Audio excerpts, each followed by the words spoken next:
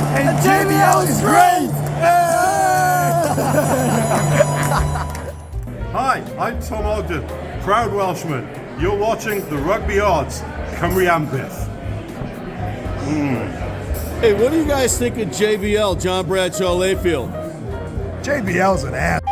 Yeah. This is the Rugby Odds, where an unlikely pundit panel of a wordsmith, a WWE legend, a rugby star, and a supermodel scour the globe, seeking best bets and bad behavior. Are you not entertained?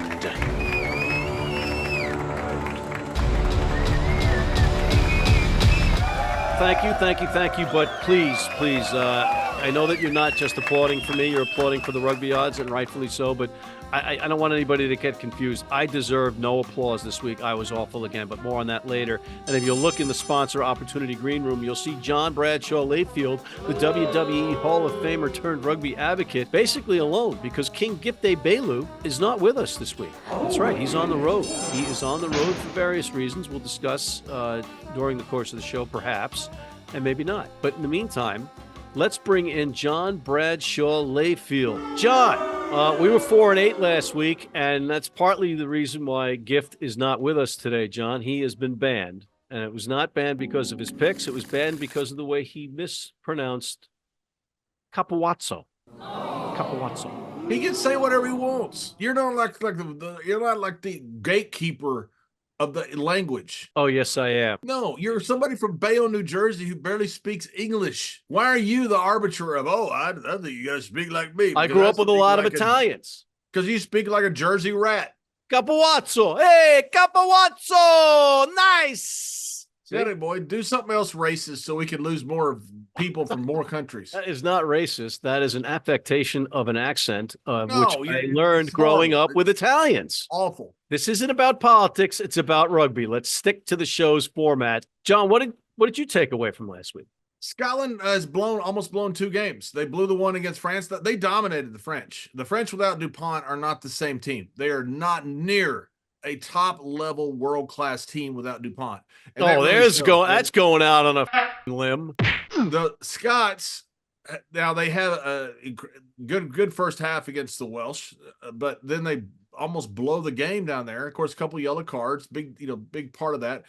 By the way, the Welsh, 2 yellow cards for England as well, playing with 13 players. So it's, teams have been very undisciplined against Wales. Either that or Wales is putting pressure on them, which could be the case because you had a bunch of young guys who are playing very hard rugby.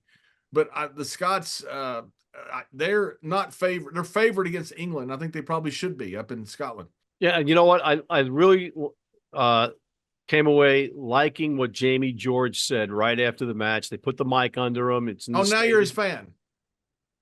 I never said I wasn't his fan. You I were. just called him your man crush. Don't forget Jamie George. All right, listen, don't get Jamie jealous. George all the time when I mention the top 3 from Saracens. Don't forget Jamie George. Jealousy is not a Jamie George good fit for is you. a world-class rugby player and a great guy. Jealousy is not a good fit for you. I know he's your man crush. I'm not hitting on your man crush. Jamie George going on Twitter and being a troll. Oh, look at me. So he's managed to get mic'd in a 2-person show, which is a brand new record. And I'm going to finish my point about Jamie George. Jamie George, as the captain, mic under him after a very tough loss. There goes John. Says, I'm relieved. You don't see that too often. It shows to me that he's a good captain. Gift does have a couple of things that he wanted to share with us via his travels. So here's what he had to say about last week. What's up, y'all? What's up, champ? I hope you're doing well. I just want to clear up some things as to why I'm not able to be out there for the show today. But, I need to make sure that it's there because the lies are too heavy.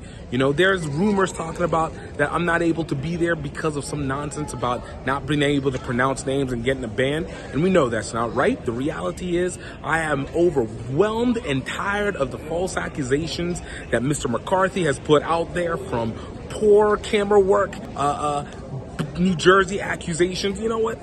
Enough is enough. So I'm going out to Southeast Asia, go enjoy some good sun and beaches and some great rugby, and then go off from there. But before I fly out and make my way to the glorious lands that are beyond, I want to talk a little about what I saw from this week. Number one, Scotland is the 49ers in the Super Bowl. They got all the tools to get there, but have none of the capability of being able to finish out. They can own all the minutes, but for some reason, the mentality does not allow them to finish.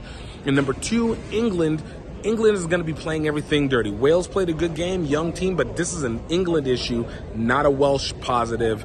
And I don't know if George Ford is as good of a fly half as I thought he was, but England is going to be playing dirty. Still have them as my favorites to win Six Nations. Hope you guys have a good one. We're fighting accusations. Oh boy, always on the money, that Gift. We have to take a quick break. We'll be right back. Need a great price on a new vehicle? Sheehy makes it easy. Easy Price shows you our lowest prices on the Mid-Atlantic's largest selection. Find your best price online or at any of our 31 dealerships. It's easy at Sheehy. Sheehy.com. If you're in New York City and want to watch some great rugby, have some great food, and some great times, go to the world's best rugby pub, the Pig and Whistle on West 36th Street.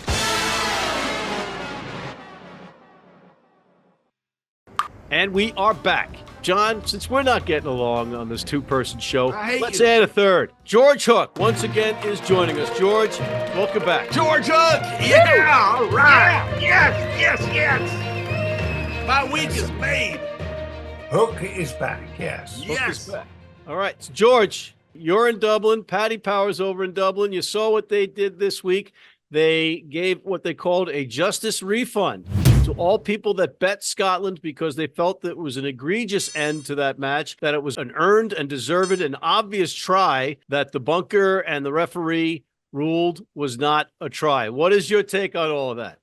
Well, I played rugby with Paddy's father, and he wouldn't have given the money back. He was made of much sterner stuff. But the son is a marketeer, as we know, because he owns half the civilized world. So this is purely a marketing ploy, pure and simple. Bookmakers do not have a heart. In fact, when a bookmaker is taken to the cemetery, they actually put a stake in his heart just to make sure. You see, I agree with that. This is a great marketing ploy. This is terrific. But they're not asking guys who claim they won to give the money back. So it's not like this. You know, these things happen in sport. Mistakes happen. You know, sometimes they're in your favor, sometimes they're against you. Yeah, I think it's great. I'm an old romantic, and I love this. I love the fact that this guy or this company is doing this in a heartless, cruel world, as George, as you just said, of gambling. I think it's tremendous, and it would make me want to bet with Paddy Power more. I mean, that's the hook, isn't it? No, I agree. I mean, I really feel sorry for Paddy. He may have to, not hold off on putting extra petrol in his Rolls Royce this week just to pay for this expense. He is one of the people in the world I really feel sorry for. George, the biggest question is you go to the TMO, you go to that silly bunker, and you still say this is not a trial. I thought it obviously was a trial. What was your thought? I don't know, all right, to be honest. But on the balance of probabilities, it was a try. And there was a wonderful article today by a former international referee who talked about a jury. And the jury is told, if on the balance of reasonable doubt you find this guy guilty, he's guilty. Now, if a judge were given an injunction to the TMO, he would have said, on the balance of probability, is this a try? McNeice actually, I think, swallowed it because he was about to say, I agree it's a try. And the ref was about to change his mind. Yeah. And then McNeice said, I'll have another look. And then he said, I now can't find absolute certainty. Bloody hell, So, but the thing is, we are talking about something that happened in the final seconds of the game. What we are not talking about is that the game was awful, beyond awful. And Scotland were in front. And for the second week in a row, Scotland were in the front. and then they sit on their backsides for the second half. They almost lost it last week, and they did lose it this week.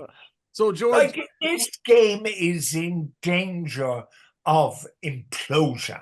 George, We were just worried about injury. Now we're worried about the whole 9 yards of it. this game needs to be fixed. How do you fix it? How do you technically fix it? What rule change do you put in? Well, in my view, despite Johnny Sexton and all these other guys, the greatest fly half that ever lived, for Ireland certainly, and maybe for world rugby, was the late 1940s, early 50s, guy called Jack Kyle of Ireland, right? And in my media career on television, I interviewed Kyle donkeys years later. And he said to me, he said, George, explain something to me. And I said, come on, Jack, how can I explain something about rugby to you? And he said, well, what I don't understand, he said, is why is everybody running at each other? Why don't they run where there's space and to avoid the tackle? And that's the fundamental weakness of the game now. The first instinct of the ball carrier is to run and another guy and just charge into him. Boom! And like, that'll happen 20 times. And then somebody will decide maybe to run with it, or more likely, kick the thing. And then a fella catches it and he kicks it. And then a fella catches it and he kicks it. All right. I want to change gears and I want to go to the Ireland. And last week, George, your Munster was showing, because not only did you pick O'Mahony as the greatest leader of all time and knock down Sexton a couple of notches in the process, but you also were using the pronunciation, the Cork, I think, pronunciation of Crawley as opposed to Crowley. And most are saying Crowley. They're not disputing whether you're right or wrong, but I want to know what you think of the kid after his performance this weekend. Do the missed conversions concern you? Well, if I can just go back, his name is Crowley because he's from Cork, right? But if he were in Dublin, it'd be called Crowley. But when I came from Cork to Dublin, none of the girls would dance with me because of my Cork accent.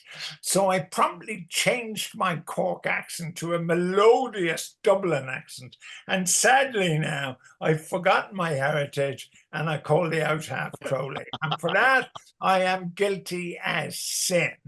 But he did really well. I mean, to be fair, he did well. Now, like, we're still only talking 2 matches. Like, let's not get carried away. It's only 2 games. Well, but would you be what would you be saying if he sucked the 2 matches?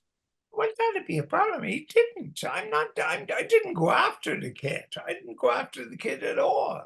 The thing is that a lot of people are saying, well, poor old Wales. They've lost 2 games by a combined total of 5 points. England have won 2 games by a combined total of 5 points. Now, on the other hand, Ireland have scored what? 31, 36, have scored 67 points. Yeah. Have got a try bonus in each game. In other words, more than 4 tries. Like, Ireland are playing different kind of rugby. But if Ireland get dragged down, and it can, and the Italians did half a job, but the pack isn't good enough. They're smashing back line. Pack isn't good enough. If Ireland get dragged into an arm wrestle and don't get quick ball, then it could be a different game. But George, that was basically a B team for Ireland against Italy, and they still ran him out of the park. And they had a bunch of tries disallowed. I mean, there's a few guys on that speed team who take grave offense at some amateur media analyst in New York. They're going to beat you to death, Matt. Will it result in views or clicks? I'll take it.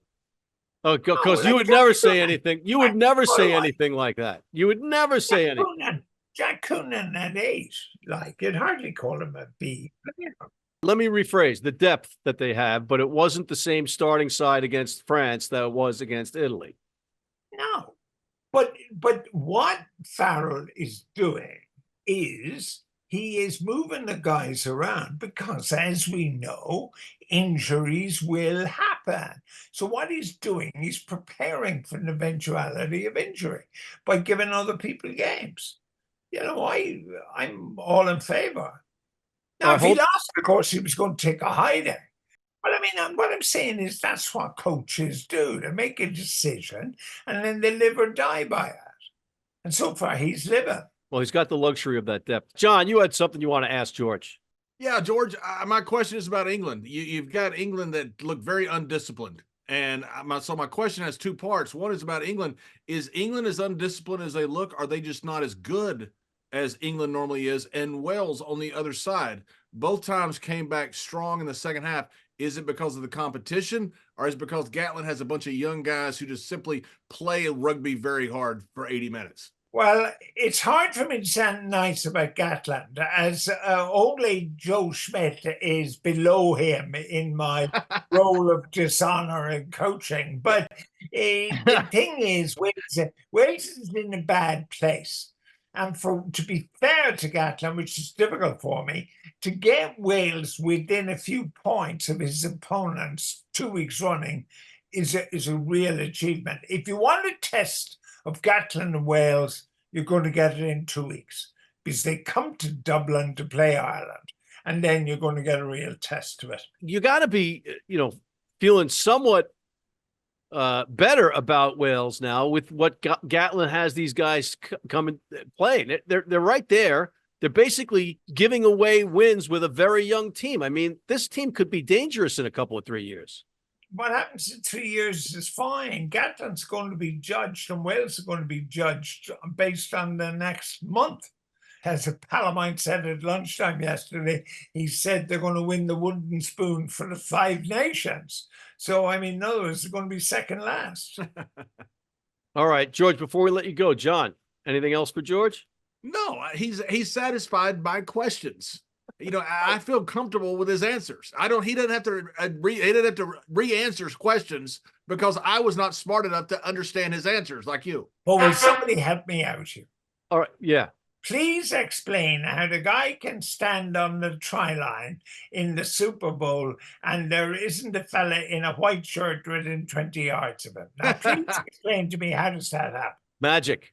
Absolute No. magic. I'll tell you, George, about 15, 20 yeyears ago, they changed receivers' routes. They're no longer set in concrete.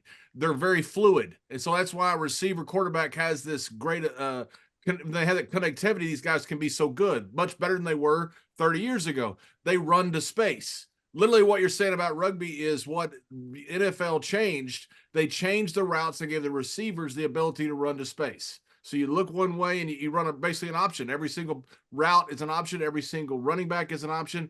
The whole play is very fluid now. So that's why you end up with you see a space, somebody fills it.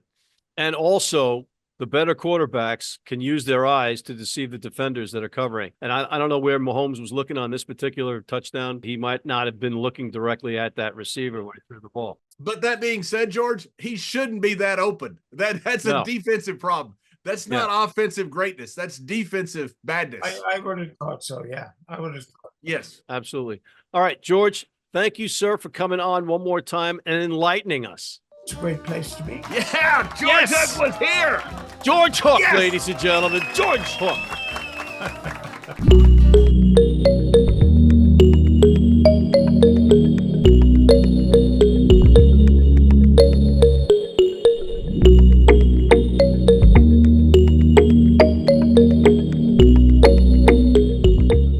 You need your cleats? You need them tomorrow? If you order today by 3 p.m. New York time or noon LA time, they can have them to you tomorrow.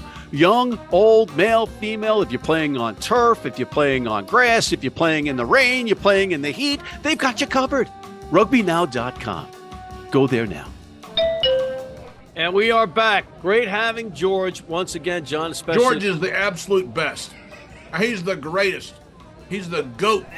You're like a farm animal, but not a goat. Don't interrupt me ever again. Ever again. How about you asking George questions? Well, I didn't like your answer. He's George Hook. Nobody cares if you like George Hook's answer. Okay. All right. We don't have Gift again with us, but he has got taped messages for us as per his picks. So, John, First one up, we've got the URC back in action. And across Europe, the top 14 and the URC are back in action. The Premiership is not. They've closed shop until March 22nd or so. But we also have Japan's Rugby League 1 and our pick of the week. Let's start with your URC pick this week. Yeah, URC did a great thing here. They're not having teams go across hemispheres to play each other. So having all the South African teams stay out on South Africa, because obviously they don't have to deal with the Six Nations. So it's a very fair process that they have this week. So all the South African teams are playing each other, European teams playing each other. Give me Zebre at plus 12.5 hosting Edinburgh. I think, look, Zebre is a different team at home. They've played a great in the Challenger Cup. They're playing much better this year. They're a much better team. And I think at home, especially if Edinburgh leaves anybody out, Edinburgh is going to have a hard time beating them at plus 12.5 points. Okay. That says a lot about Italian rugby, the fact that you can actually pick and bet money on Zebre. I've been betting money on Zebre all year long and been doing pretty well with Zebre. I bet them on the Challengers Cup. I bet them in the URC. Zebre's gotten so much better. I'm saying they're really good. They've gotten so much better. They're still the little brother to Benetton, but they're getting so much better, and they play much better at home. They're a tough team at home. It's a real good atmosphere there. All right. Well, I'm going to go with one of the South African teams. I'm going to go with the Bulls against the Lions. 6.5 points is the spread right now. The good thing about South Africa is they've been off a couple weeks. So you're going to see some good rugby. These guys are ready to play. The weather's good down there right now. You're going to see some great rugby being played down in South Africa. I love the South African style rugby, period.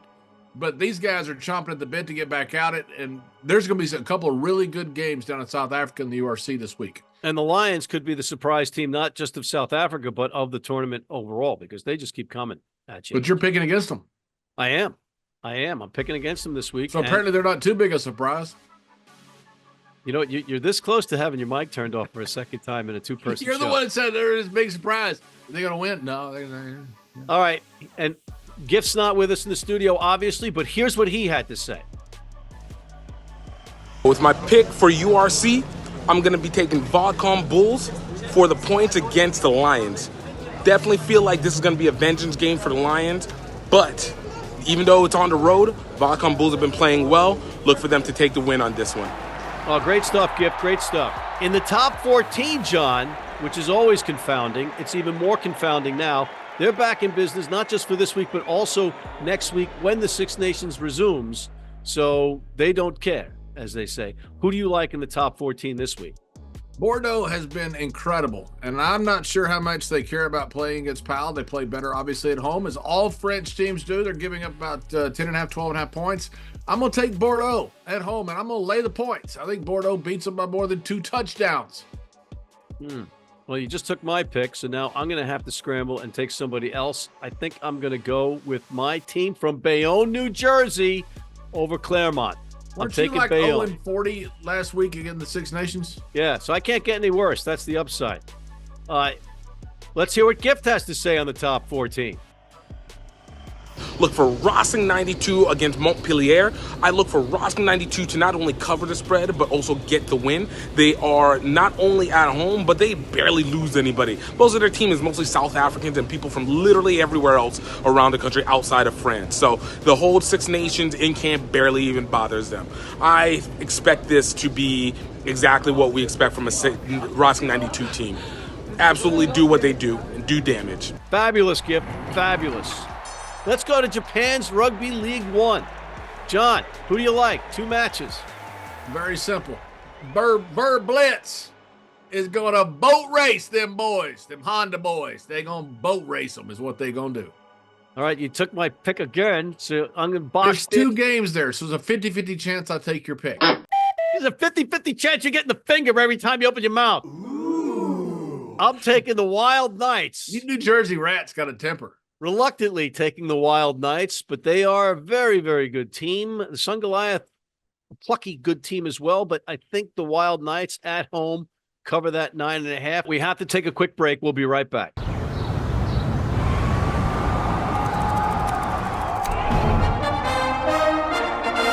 From New York City comes America's longest running and most popular rugby show. The biggest names in Major League Rugby, MLR highlights, and big match previews. Rugby Wrap-Up presents MLR Weekly, made in New York City.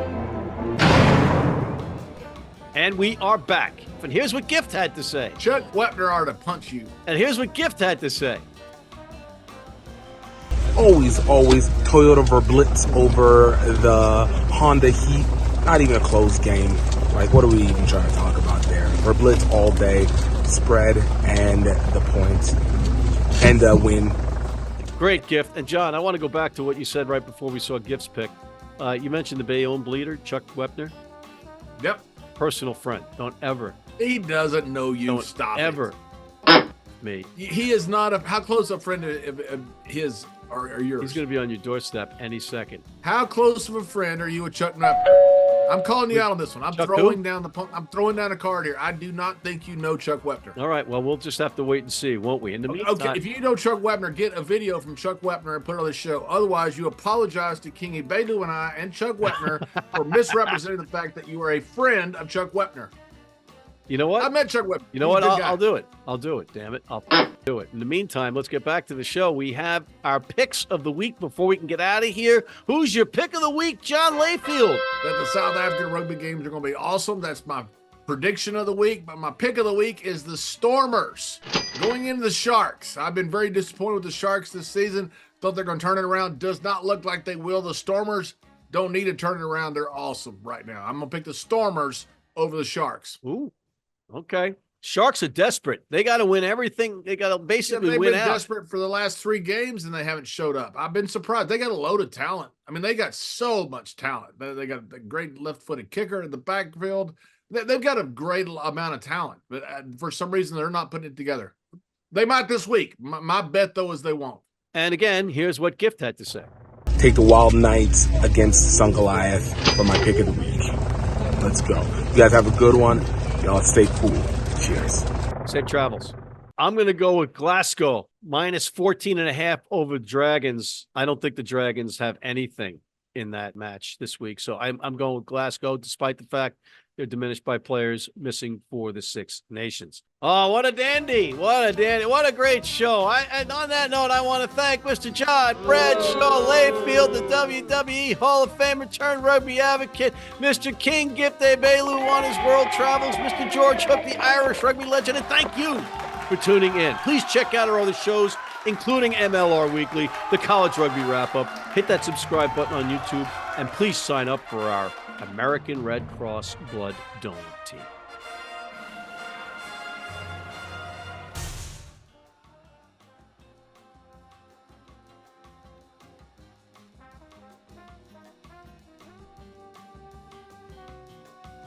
I think George Hook is right. You just record stuff just so you can sit around in your basement. You're not looking at the lens. Would you Why just am I looking at the lens? The lens is up.